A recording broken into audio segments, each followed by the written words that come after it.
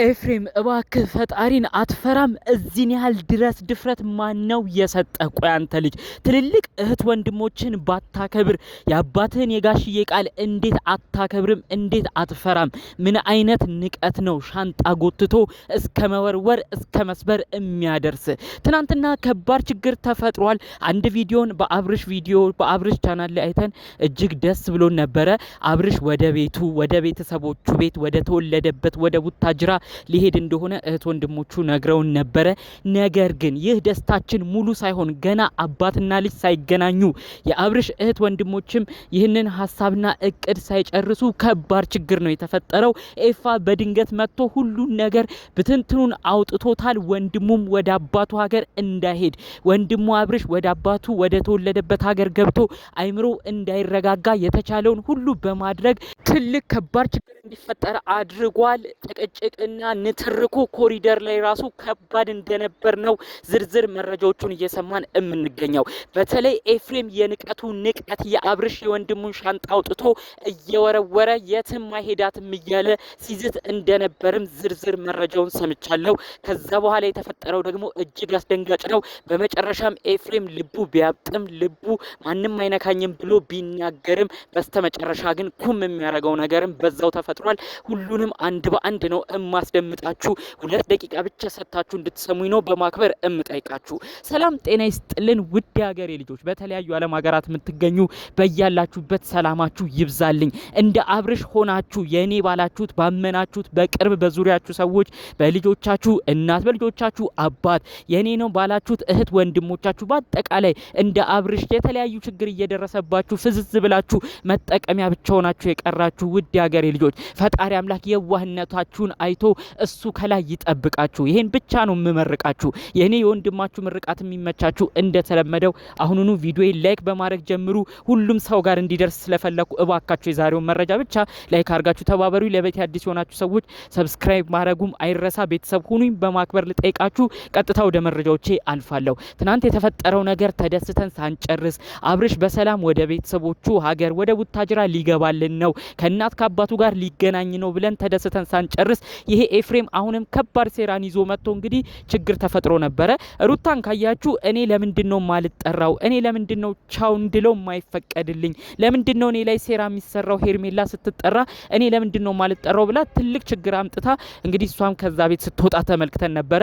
ሩታ ታዲያ ለኤፋ ደውላ በአስቸኳይ እንዲደርስ በተለይ ደግሞ እንግዲህ ኤፍሬምን ምንድነው ያለችው ሩታ ወንድምህን የት እንደሚወስዱት አናቅም እናድነው ብላ እንግዲህ ኤፍሬምን ሁሉ አይምሮ ሌላ ነገር እንዲያስብ እያደረገች ኤፍሬም በደም ፍላት በቃ በኃይለኝነት ስሜት ሆኖ እንግዲህ ሌላ ውሳኔ ውስጥ እንዲገባ እያደረገችው ኤፍሬም እየበረረ እንደመጣ ከዛም በመቀጠል የተዘጋጀውን ሻንጣ ሁሉ እየወረወረ የትም አይሄዳትም ወንድሜ፣ እኛ በሌለንበት ማን ነው በሱ ላይ የሚወስነው? እኛም እኮ መብታለን። ሩታም የልጅ እናት ነች፣ እኔም ብሆን ደግሞ ወንድሙ ነኝ። ስለዚህ እኔም መብታለኝ፣ ከኔም የሚደበቅ ነገር የለም ብሎ ማንም በቃ ቢለምነው በጣም ከባድ ሁኔታ ላይ እንደነበር ነው ዝርዝር መረጃውን የሰማሁት።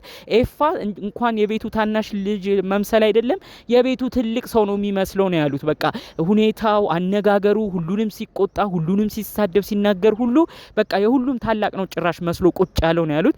እንኳን ታላላቆቹን ሊያከብር አይደለም የሰፈር ሰዎች ሁሉ ተሰብስበው እንደወጡ በተለይ አብርሽ ሻንጣውን ጭኖ ሊወጣ ያለ ባለበት ሰዓት ነበር ኤፍሬም በድንገት የደረሰው። ታዲያ ደረጃ ሁሉ ሲወርዱ እሱ ሻንጣውን እየወረወረ የትም አይሄዳትም በወንድሜ ላይ እኔ መብት አለኝ እያለ ሲናገር ነበር። በስተመጨረሻ የህግ አካል ነው የምንደውለው አንድ የማይሆን ስራ በመስራቱ በተለይ ደግሞ እንደዚህ ሰው በመበጥበጡ፣ ሁለተኛ ደግሞ እንግዲህ የሰፈር ሰዎች ራሱ እንግዲህ በዚህ ልጅ ምክንያት እየተበጠበጡ ነው ብለው እንግዲህ የገዛ የኤፍሬም እህት ወንድሞች ሁሉ እንከሳለን ብለው እንዳስፈራሩት በስተመጨረሻ ኤፍሬም ከዚህ በፊትም የተለያዩ ክሶች እየመጣበት ስለነበረ ትንሽ ኮሰስ ብሎ ትንሽ ደንገጥ ብሎ ሰበር እንዳለ እስከዛው ሰዓት ድረስ ግን ፖሊስ ሊጠሩ እንደውም የህግ አካል የሰፈሮቹንም ጥበቆች እንጠራለን እስካሉበት ሰዓት ድረስ ግን እሱ በቃ ጭራሽ የማይሆን ነገር ነው ሲናገራቸው የነበረው። አሁን ደግሞ ምን ልታረጉት ነው? ወንድሜ ላይ እኔ መብት አለኝ፣ ምን አይነት መሰሪዎች ናችሁ እያለ ከፍ ዝቅ እያደረገ ታላላቅ ታላላቆቹን ሲናገር እንደነበር ነው በዝርዝር የሰማሁት።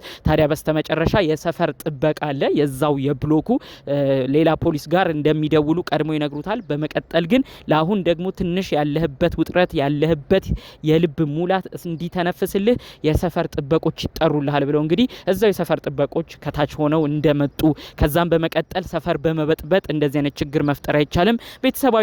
ቤተሰባዊ ጉዳያችሁ ነው። ነገር ግን አፓርትመንቱ ብዙ ሰዎች የሚኖሩበት ስለሆነ እንደዚህ መበጥበጥ አይቻልም ብለው እንግዲህ የሰፈር ጥበቆች ኤፋን እንዳስተነፈሷት በዛው መረጃውን ሰምቻለሁ ማለት ነው።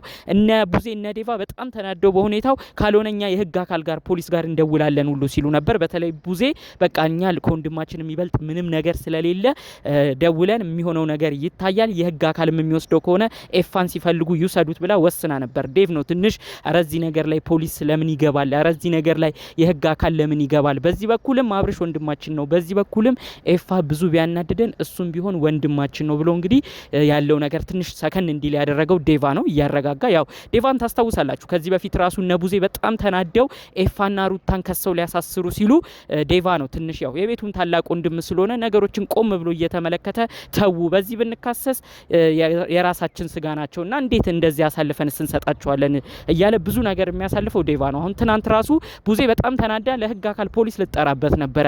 ምክንያቱም ሻንጣውን እያነሳ እየሰበረም እንደነበር ነው መረጃውን ሲነግሩኝ የነበረው። ታዲያ ሁሉን ነገር ዴቫ እያረጋጋ ቆይቶ በስተመጨረሻ ግን የሰፈራቸው የዛው የአፓርትመንቱ ጥበቃ ግን ሰው መበጥበጥ አይቻልም በዚህ ያህል ደረጃ ኮሪደር ላይ ምንድነው ጩኸቱ ብሎ እንግዲህ ኤፋን ይዘውት እንደወረዱ ነው መረጃውን የሰማሁት። የሰፈር ጥበቆች ራሱ ሲመጡ የዛው የአፓርትመንት ጥበቆች ራሱ ሲመጡ ኤፋ በሁኔታዋ ደንግጣ ኩስ ምን ነው ያለችው ወዲያው። እንግዲህ ለዚህ አቅሙ የሁሉ ነገር ለምን እንደሚፈጠር አልገባኝም። እባክህ ኤፍሬም ይሄ ልጅ የሚሄደው አባቱ ቤት እናቱ ቤት አብራችሁ ተወልዳችሁ ያደጋችሁበት የጋራ መኖሪያችሁ የነበረበት ቡታጅራ ነው፣ ሌላ የትም አይደለም የሚሄደው። ለምንድነው ነገሮችን ሰከን ብለህ መመልከት ያቃተ? ይህንን ልጅ እኮ ወደ ሌላ ሀገር አልወሰዱትም። ይህንን ልጅ እኮ ወደ ሌላ ጭፈራ ቤት ወደ ሌላ መጥፎ ቤታ አልወሰዱትም። አንተ የእውነት የወንድምህ ሁኔታ ካሳሰበ የወንድምህ ጥሩ ሆኖ መመለስን የምትፈልግ ከሆነ አባቱ ጋር ነው የሚሄደውና እዚህ ነገር ውስጥ ጣልቃ አትግባ። አሁን የምታሳዝነው እህት ወንድሞችን ቢመስልህም በቀጣይ ግን ከእህት ወንድሞች ባለፈ በጉዳዩ ባንተ ስራ ሁሉ የሚናደዱት አባት ጋሽዬም እንደሆኑ ቆም ብለህ አስብ። አባት ጋሽዬ እኮ ደጋግመው የሚናገሩት ነገር ከሰሞኑ ነበረ።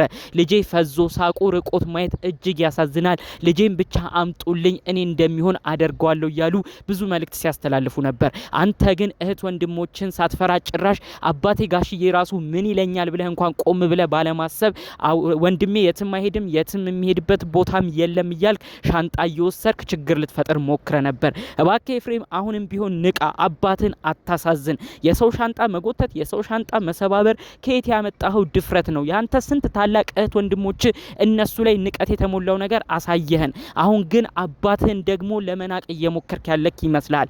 እውነት አባታችሁን ሁላችሁም እንደምትወዱ እናውቃለን። ጋሽዬ ሁላችሁንም ሲመክርም ነው ልብ ብለን የምንሰማው። እባክህ ጋሽዬን ላለማሳዘን ሞክር። ጋሽዬ አሁን ላይ ከምንም ነገር አስቀድመው በጉጉት እየጠበቁ የሚገኘው የልጃቸውን በሰላም መምጣት ነው። ይህ ህልማቸውን እያከሰምክ ከሩታ ጋር እየተማከርክ አባትህን ጋሽዬ እያሳዘንክ አባት ጋሽዬ እንዲረግሙ አታድርግ። ካለህበት ነገር ነቅተ እንደተባልከው እንደተነገርከው ለመሆን ሞክር። ይህን ጉዳዮች አስመልክቶ ኤፍሬም በቀጣይስ ምን ያመጣል ብላችሁ ታስባላችሁ? ከወዲሁ አንዳንድ ሰዎች አረኛ እናምነውም እዛም ቢሆን ሄዶ ችግር ያመጣል፣ እንደውም እዛ ለመሄድ ይመቸዋል። ምክንያቱም ጋሽዬ የጋራ አባታቸው ስለሆነ ኤፍሬምም እንደ ልቡ አብርሽን ለማግኘት ይመቸዋል። አባቴ ቤት ማንም አይከለክለኝም እያለ ጭራሽ እንደውም ቡታጅራ ከሄደማ አብርሽም ኤፍራም እዛው እየተገናኙ ብዙ ችግር ነው የሚፈጠረው እያላችሁም ሀሳብ አስተያየት ስታደርሱ የነበራችሁ ሰዎች ያላችሁ ትክክል ነው። ኤፋ አባቱ ቤት ጋሽዬ ቡታጅራ ነው። ስለዚህ አብርሽ ከሄደ እሱም በሌላ ቀን ሄዶ ሌላ ነገር ማምጣቱ ከወዲኛም የገመትነው ነገር ነው። እናንተስ ግን ሌላ ምን አይነት ሀሳብ መልከታላችሁ? የእናንተንም ሀሳብ አስተያየት በኮሜንት ብታሳውቁኝ ደስ ይለኛል። በጠቅላላው ይዤ የመጣሁት መረጃ ይሄን ይመስል ነበረ። በሌሎች ቪዲዮቻችን እስክንመጣ ሰላሙን ሁሉ ተመኘሁላችሁ። ሰላም